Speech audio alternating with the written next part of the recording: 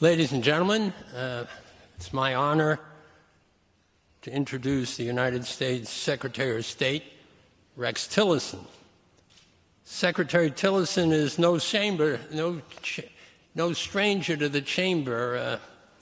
His company, ExxonMobil, has been a member of this organization for as long as I think they existed and we existed, and they have been extraordinary supporters of our work here and around the world.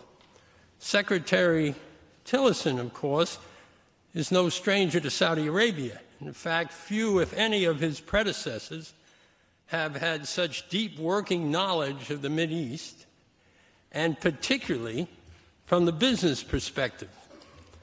He is a man who has demonstrated all of his skills in recent days and weeks, taking over the State Department and trying to take on the nation's challenges around the world while building a staff and becoming acquainted with the government side of this town. We, all of us in this organization, look forward to working closely with him and the administration to advance the issues we've been discussing, the critical bilateral relationships between Saudi Arabia and the United States, and the effect that will bring us in the Mideast and around the world. Mr. Secretary, welcome back.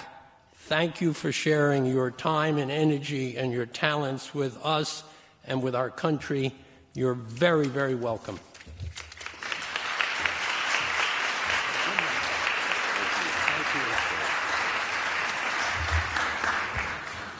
Well, thanks so much, Tom, and good afternoon to all of you. And Tom and I are old friends many years back, and he has done extraordinary things with the Chamber under his leadership in terms of representing American business interests throughout the world, throughout the globe, and has done just a terrific job, I think, in advancing American business interest. I'm also pleased to be here today and want to thank the Council of the Saudi Chambers also for co-hosting the event, and it's always the good work you do on behalf of the Kingdom of Saudi Arabia similarly brings opportunities to U.S. business interest and the community as well. I want to particularly extend a warm welcome to His Royal Highness, Prince Saud Al Faisal, to His Excellency, Dr. Kasabi, to Ambassador Abdullah Saad, and to Vice Chairman Khalid Al-Saif. Thank all of you for your commitment to this very strong partnership between our two countries and for your cooperation on achieving our shared economic and strategic goals. I'm pleased to be here today to reaffirm the very strong partnership that exists between the United States and the Kingdom of Saudi Arabia. We have a long relationship with Saudi Arabia that extends over 80 years, and our support for a strong and steady partner on economic cooperation remains as firm as ever. As many of you know, we had a very successful visit last month with Saudi Deputy Crown Prince Mohammed bin Salman and his delegation. During the course of these meetings, President Trump and members of his cabinet agreed the U.S.-Saudi partnership should be taken to new heights. Those meetings and numerous others since show how the renewed depth and strength of our relationship is growing. As for me, I've already had many opportunities to meet with Foreign Minister Al-Jubeir as we work together with Saudi Arabia on some of the most vexing problems confronting Middle East security and stability. We are very encouraged to find in the Saudi leadership a strong and steady partner on these issues, as well as on the economic cooperation.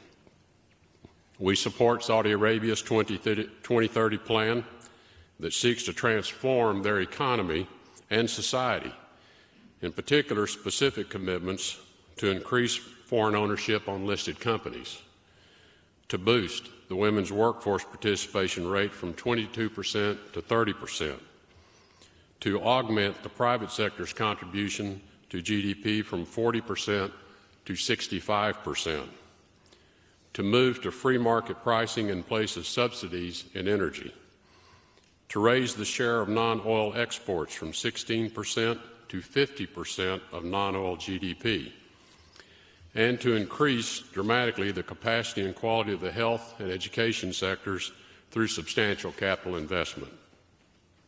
We encourage these kinds of reforms globally, and we certainly applaud Saudi Arabia's leadership in pursuing this vision and economic progress for the region. The Trump administration has made it clear that one of our policy priorities is to get better deals for the United States.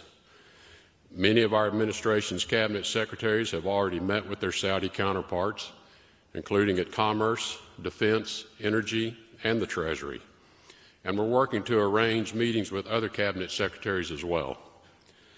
This administration is committed to using its good offices to help facilitate partnerships between American businesses and Saudi Arabia. By choosing U.S. companies for its procurement and service needs, the Kingdom will reap the benefits of what our private sector is best known for: superior technology, high-quality products, creativity, professionalism, and reliable service, and importantly, partners you can count on to deliver on their commitments. The Saudi government and Saudi businesses can be confident they are working with companies that abide by the highest anti-corruption standards and laws in the world. When U.S. companies invest in the Saudi economy, everyone wins. The U.S. creates jobs at home, and businesses in the Gulf region get the best business partners that the global marketplace has to offer.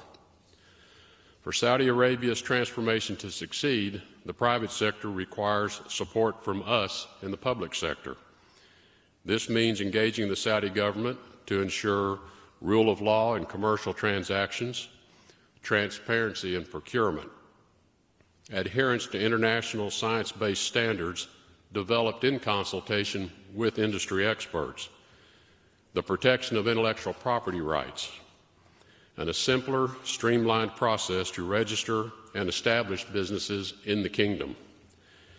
The Department of State is ready to help in this process.